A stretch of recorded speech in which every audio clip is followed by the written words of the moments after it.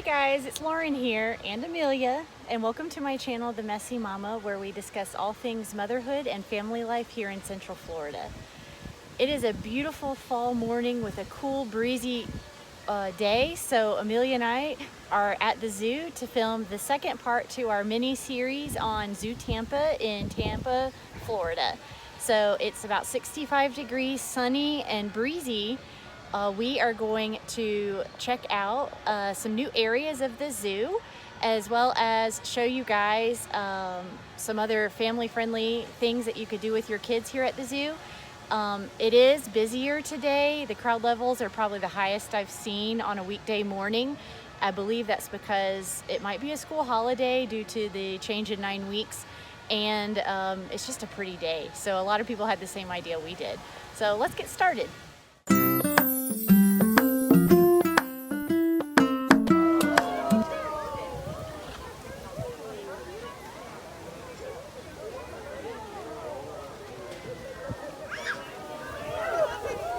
Remember to have a great day here at Zoo Tampa. Bye, everybody. Today we are going to start by walking through the Asia part of the zoo.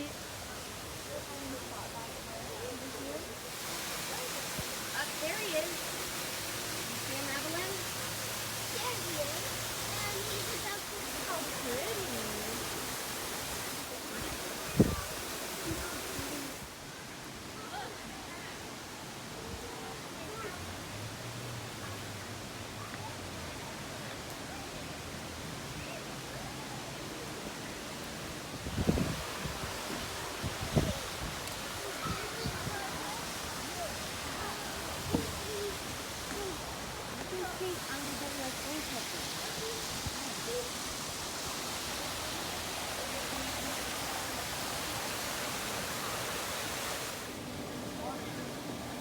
There's a shot of Gronk, the 8-week-old baby Indian rhino here at Zoo Tampa.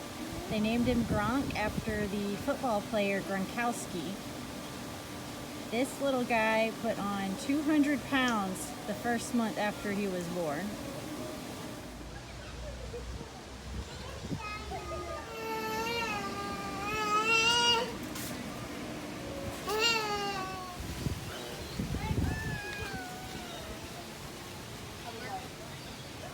So it looks like they have a small observation deck and aviary in the Asia exhibit that's currently closed, where you can pay a small fee to have a close encounter with feeding some exotic birds.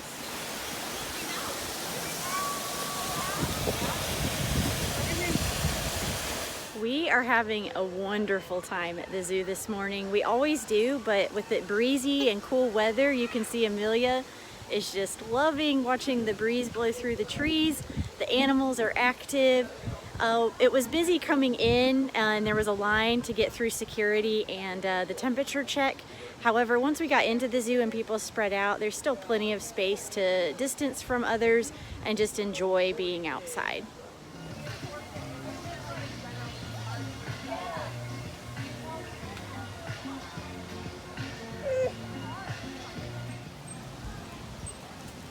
Next, we're going to check out the Africa area of the zoo.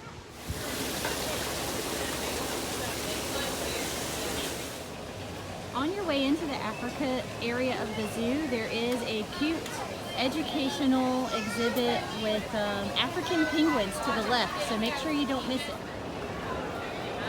To get to the Africa area of the zoo, you have to go through this tunnel, and you can see remnants of the Halloween decorations from their special Halloween event called Creatures of the Night.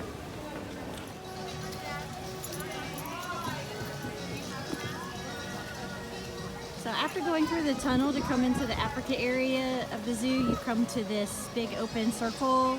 You have the zoo tram to the right for the Africa behind the scenes view. And then you have a pizza to the left, big indoor eating area. There's also a food or snack stand that's currently not open. Straight ahead towards the back is a beer garden area with some pretty trees and tables that you could sit at. You actually have to turn to the left and go past the pizza safari to get to the Africa animals to see, and that was a little tricky the first time I came. I wasn't sure where to go. There's also some restrooms here. You can see the tram going behind the elephants there. Here's the elephants.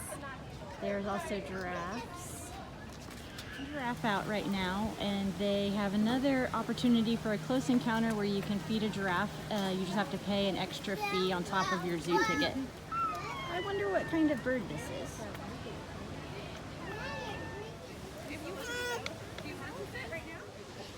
There's the African elephants. Each of the animal exhibits has an educational sign for interpretation. If you're bringing children, I recommend that you stop and read some of this information with your kids. And depending on their age, you can modify or talk about it and unpack some of that scientific vocabulary. Hi! Are you having fun? Yeah?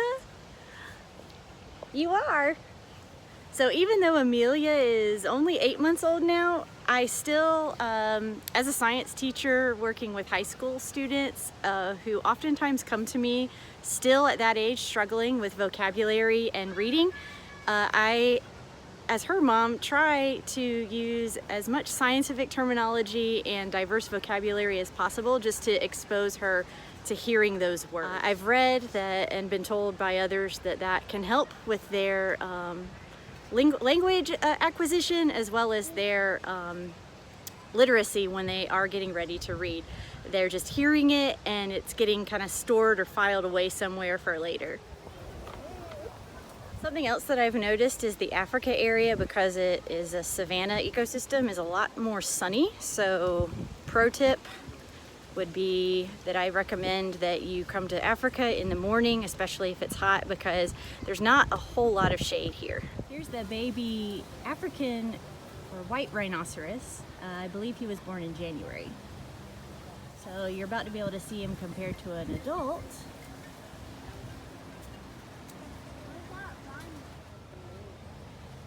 I also just discovered that they have a backstage rhinoceros experience with the white rhinos or the Asian rhino. I think that you can see how they're cared for and possibly feed them.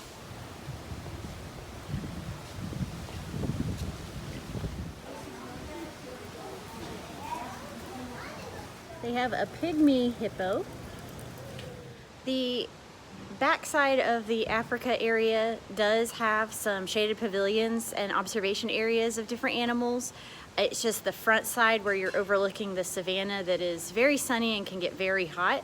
And then you have the tram ride. So if I were building my itinerary for coming to the zoo for the day, I would possibly choose to come to Africa first and then go to other areas. Once you go through the Africa exhibits, you pop out in the back of the beer garden.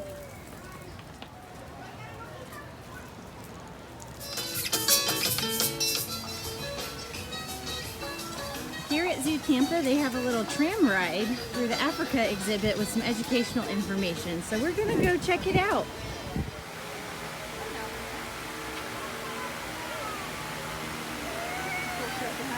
Camouflage, they can dive through the thickest of bushes with ease and blend right on in to avoid being detected.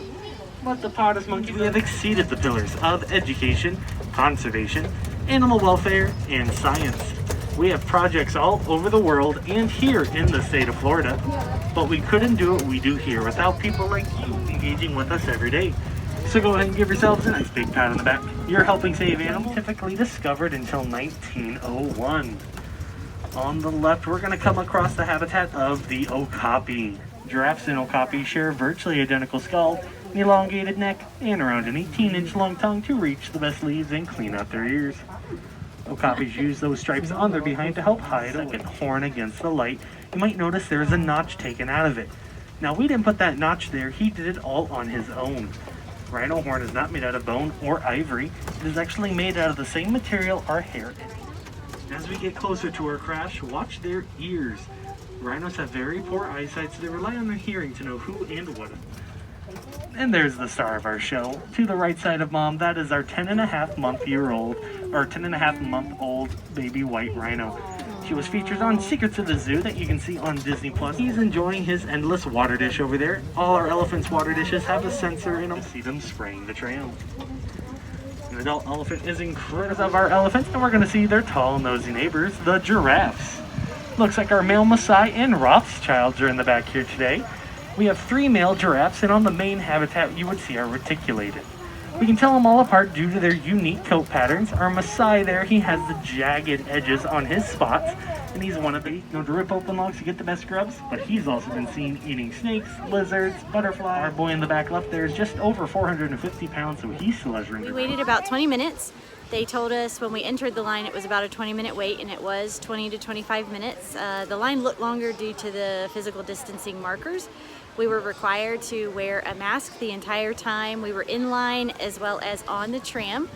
I will say I've been on the tram twice, and both experiences were good. However, this one was much better. I think just like any other ride that's guided, it depends on the guide, and the guide this morning was very knowledgeable and giving great information about the species that we were seeing, as well as the ongoings behind the scenes of the zoo for conservation and protecting wildlife. So I thought it was great.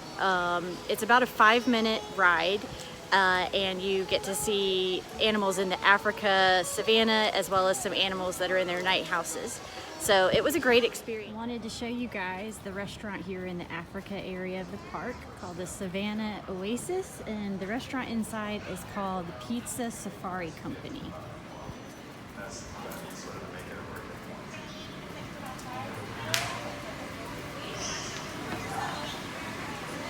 Behind me you can see some of the decorations left over from Creatures of the Night, which was their Halloween nighttime event that was family friendly.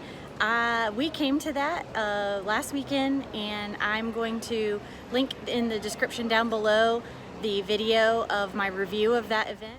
Well, that's it for us here at Zoo Tampa today. This is part of a mini series that I'm doing on the zoo, and so make sure you check out the links in the description below where I go into more detail about Creatures of the Night, which is their Halloween experience, as well as the other areas of the park. Mamas, don't forget that it's okay to let yourself embrace the mess, and I'll see you guys next time.